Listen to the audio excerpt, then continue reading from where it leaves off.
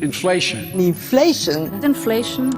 Inflation is an economic boogeyman, kept in check throughout the rich world since the 1980s. The rising cost of living is now back at the top of the economic agenda. When demand is greater than supply, either you get shortages or you get price increases. And actually what we had was a mixture of both. But as the pandemic subsided, at least in the West, the Russian invasion of Ukraine put more pressure on the global economy. At the moment when the demand-driven inflation was starting to fade, we have then had the horrendous consequences of the war in Ukraine. And of course, there's all sorts of humanitarian consequences which are very tragic. There is also an economic consequence. Far from being the obvious outcome of the simplest economic laws, inflation is a highly complex beast. It's not just an economic phenomenon, but a psychological one, a societal one. And when it comes to the dreaded hyperinflation, it's a historical one too. We are genetically programmed to remember negative consequences, like rising in prices. So what is inflation? Is it here to stay? And how do we stop the cost of food and fuel and other vital goods spiraling out of control? Paul Donovan, the chief economist of Swiss bank UBS, joins us to break it all down.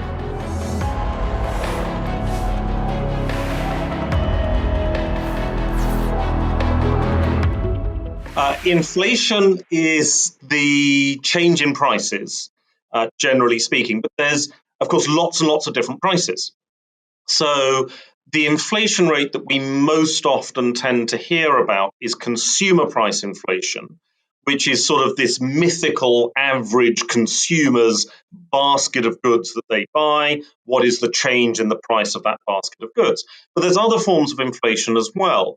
When we are looking at equity markets, one of the most important forms of inflation is producer price inflation, which is the price companies charge other companies, not consumers, but other companies. And that's because most companies don't actually sell to consumers. Most companies sell to other companies. And then you've got things like wage inflation, which is how much a wage is going up, obviously enough. So there's lots and lots of different forms of inflation. We tend to focus on consumer prices, but in actual fact, you need to be quite careful in deciding what is the most appropriate inflation rate to use when you're analyzing investment decisions or the economy, because it may not be the consumer price inflation, it may be something else entirely. Well, the way that inflation is normally measured is that you take a basket of goods. So let's use consumer price inflation as our example. So what you do is you say, okay, well, how much do US households spend on food? How much do they spend on energy? How much do they spend on medical care and education and so on and so forth? And then from that, you derive the weights for how important each price is. So if households spend, let us say, 10% of their household budget on food on average, then food prices should be 10% of your inflation basket. And so when you calculate inflation, you'll take the food price change, the food price increase, because that's what we're measuring, and you multiply it by 10%, and you add it into the inflation number. Now, there's some issues with this. And the first issue, which is really important, is inflation is a plutocratic statistic. It's calculated on the basis of $1 one vote, not one person one vote. Because you're measuring the weights by how much money is spent, if you spend more money, you have more votes as to what goes into the inflation basket. And so the result is the, quote, average inflation rate tends to measure the higher income consumers' spending pattern, not the low income consumers' spending pattern. And that can be quite a significant problem at times, because from time to time we get this issue of inflation inequality, where the things that low income people are spending their money on are going up in price a lot, and the things that high income people are spending their money on are not going up so much. And that can then create this situation where most people actually experience an inflation rate that is higher, or from time to time lower than the reported inflation rate. And that's something that we are probably starting to get at the moment because food and energy prices have been rising. And lower income people tend to spend more of their budget on food and energy prices, but the CPI reflects what higher income people are spending, not what lower income people are spending. Well, there's a couple of reasons. The first is, as per inflation inequality, it might be worse than it is as far as you're concerned. And we've got to remember, you're dealing with an average over a very wide economy. The chances are that the things that you're buying are not exactly the same as the things which are going into the inflation basket. But then there's also this combination of factors which come from behavioral economics. And these are loss aversion and frequency bias. So, loss aversion is the fact that people remember bad things more than they remember good things. We are genetically programmed to remember negative consequences, like rising in prices. And this goes back to sort of basic survival. We run away from the saber-toothed tiger 3 times more quickly than we run towards the next meal. So that means that when prices go up, we remember them. But when prices go down, we're less likely to remember them. The second thing is frequency bias, which is we remember the price of things that we buy very, very frequently. We are less likely to remember the price of something we bought 2 years ago, but that's still relevant to our overall cost of living. So that means that when we see rising food prices, rising fuel prices, because people tend to buy food very regularly, because they're buying fuel for their car very regularly, maybe they're paying for transport on a regular basis, like public transport, people remember the price increase because every single time you go to the vending machine to buy a Snickers bar, you're reminded the price of the Snickers bar has gone up. And if the price of the Snickers bar has gone up 20%, you think, well, everything's going up in price dramatically. The reality is that you probably don't eat that many Snickers bars in a single day, but you remember the price because every single day you're being reminded the price has gone up. The fact that your television 2 years ago was cheaper than the television you bought 7 years ago, you don't remember that. You just remember the price of the Snickers bar, and it creates what we call an inflation illusion. So this combination together, we remember the price increases more than we remember the price declines, and we remember the high frequency purchases more than the occasional purchases. That combination very often creates an inflation illusion that people believe inflation is higher than it actually is. Well, what we've got at the moment is 2 different effects coming together to create what's, by recent historical standards at least, quite high inflation, though it probably doesn't last at these levels for that much longer. So the first thing is that in 2021, what we had was a simply extraordinary, absolutely extraordinary level of demand for goods. People were buying stuff. And the reason people were buying stuff was that throughout the pandemic, you'd not been able to go out and buy stuff. You'd been sitting at home. And people were therefore effectively forced to save money. You've still got an income, at least in developed economies, where social security systems provided you with an income, but you couldn't spend that money.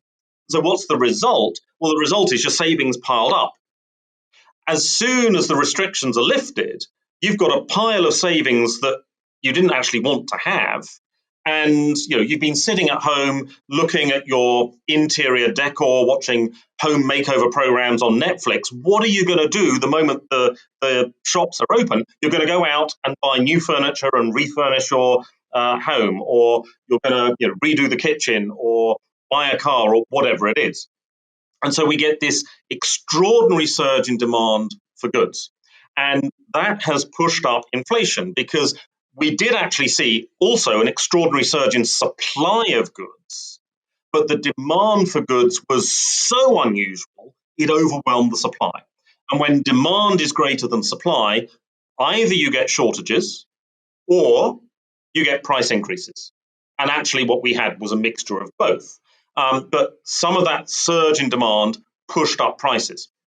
Now, that started to fade because, of course, by the end of last year, in a number of countries, that stock of savings had disappeared. It had been spent. You'd bought your 54-inch flat screen TV, you'd bought your new washing machine or whatever it was, and so the demand was coming down. And so that inflation pressure has started to fade in 2022. So we've still got some of that inflation pressure there, but it's on its way out.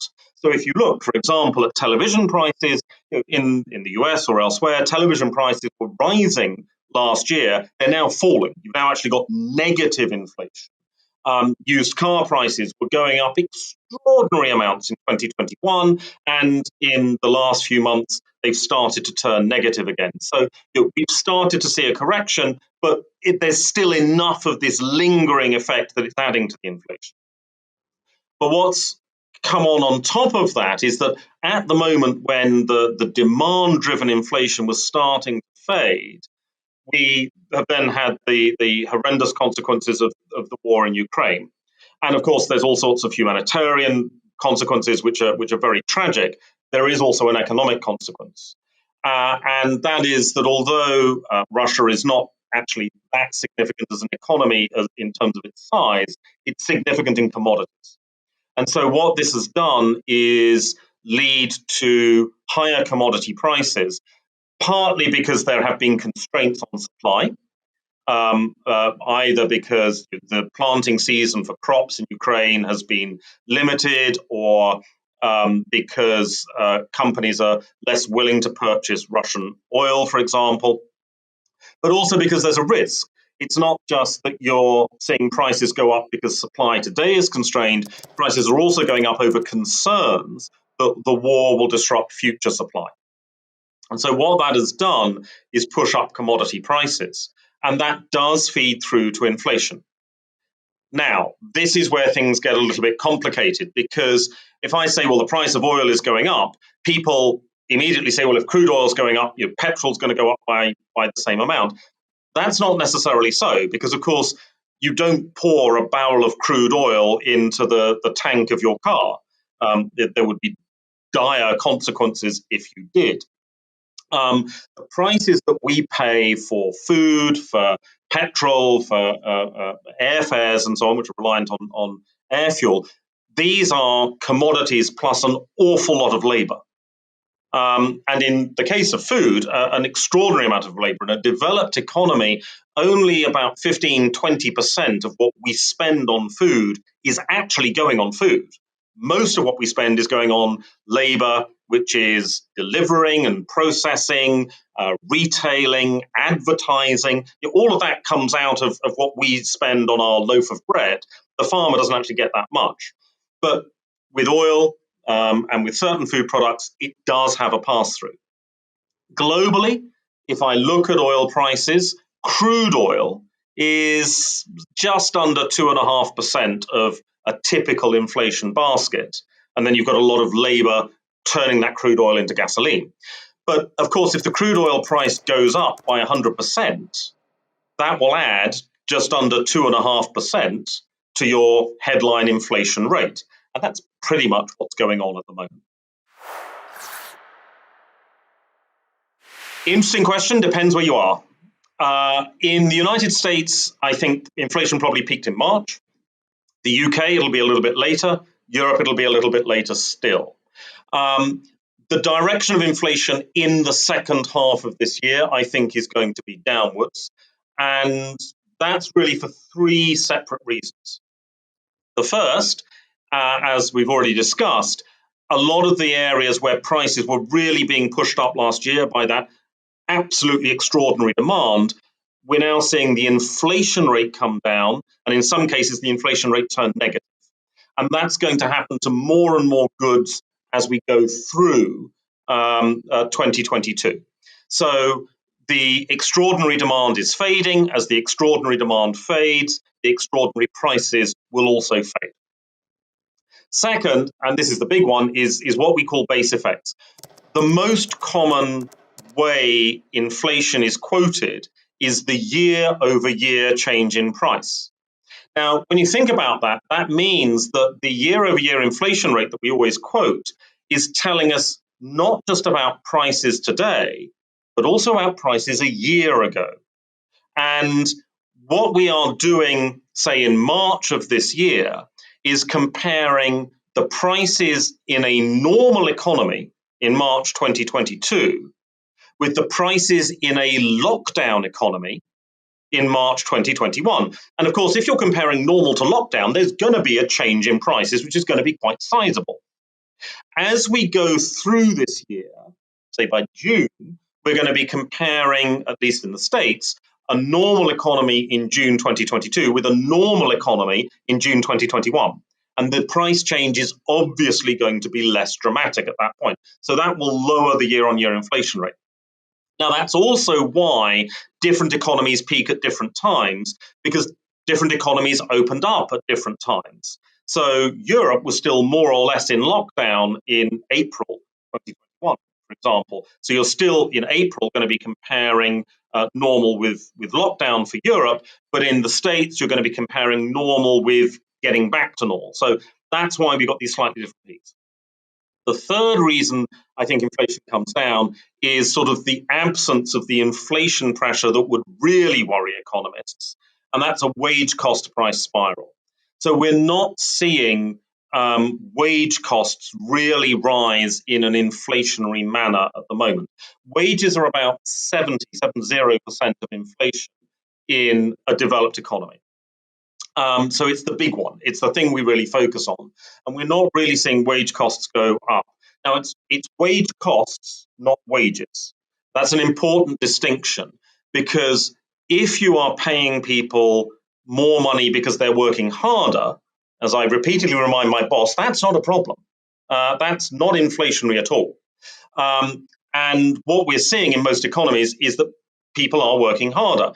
Generally, in developed economies, economic output, GDP, is above pre-pandemic levels, but employment is below pre-pandemic levels. So you've got fewer people producing more stuff. If you're paying fewer people a bit more money to make a lot more stuff, that's not an inflation problem, and that argues against there being an inflation concern in the second half of this year. Well, to some extent, the best thing governments can do is nothing. In as much as governments really can't change the oil price, central bankers can't suddenly change the price of wheat or other commodities. There are certain things that governments can't actually do that much about. Part of the pricing inflation story is coming down on its own. It's naturally coming down.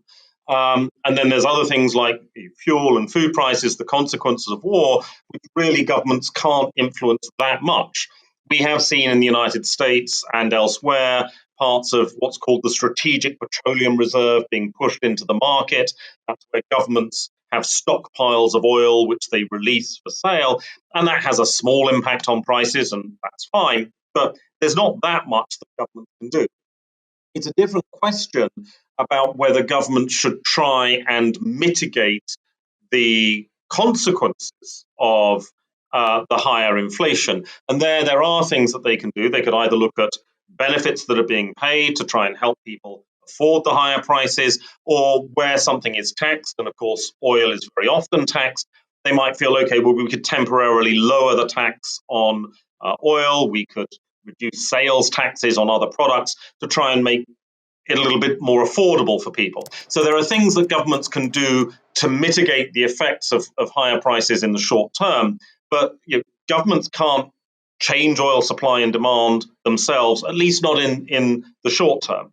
If we're talking over the next 10 years, then yes, of course, governments can encourage investment in renewable energy and so on and so forth. But in the short term, there is a limit to what governments can do to offset price increases. What they can try and do is mitigate the damage to standards of living that come about from the price increases. Hyperinflation is, there's no precise definition. It's It's one of these made-up terms in economics, but it's very, very high inflation. And you'd normally associate hyperinflation with inflation rates of over 30% a year. That's an environment where if you're holding cash and you're not earning a rate of return, your cash is losing its spending power, losing its value very, very quickly. So hence roughly a 30% year-over-year inflation rate will do it. The thing about hyperinflation is that a hyperinflation episode generally causes a transfer of wealth away from savers and towards borrowers, because the savers are watching the value of their savings go down, but the borrowers are watching the value of their debt, the amount of money that they owe in real terms, also go down. So you're creating a shift of wealth in society away from savers and towards borrowers. And that can be very disruptive, of course, because we go back to the loss aversion, people don't like losing things. And if you're seeing the money that you've worked hard over your lifetime to build up, if you've seen savings you've accumulated to finance your life in your old age, that's suddenly starting to be turned into a worthless pile of paper. That's something which is very, very corrosive, very, very negative, and people react very, very strongly to it. The debtors, of course, are very, very happy, but the savers who are seeing perhaps 20 or 30 years worth of hard work disappear in terms of its spending power overnight, that creates a very, very negative situation. And so we tend to find that episodes of hyperinflation are very socially disruptive because people really resent the fact that they are being penalized for having worked hard, being penalized for having prepared for their old age and their retirement and so on and so forth. They really, really resent what's happening.